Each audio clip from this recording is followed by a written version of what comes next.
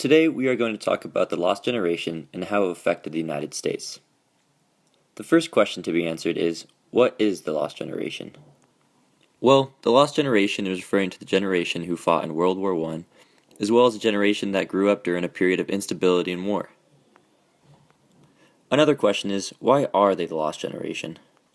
They consider themselves the Lost Generation because when they came back after the war, they felt left out of society because they were artists and military members. They felt left out because society had changed dramatically from how it was when they were sent off to war. To wrap things up, this took a toll on women because their husbands were being sent off to war and most of them did not return. Throughout all these hardships, the Lost Generation did manage to produce a few very famous and important writers that are even today still considered some of the best.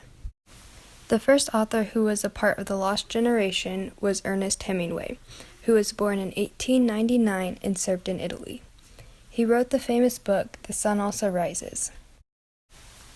The next author is Gertrude Stein, who was a poet, novelist, and playwright. Some of her most influential pieces of work are The Making of Americans and the autobiography of Alice B. Toklas. F. Scott Fitzgerald, who wrote This Side of Paradise and The Great Gatsby, was born in 1896. This includes him in the Lost Generation. The last important writer from the Lost Generation is T.S. Eliot, who is a poet and writer.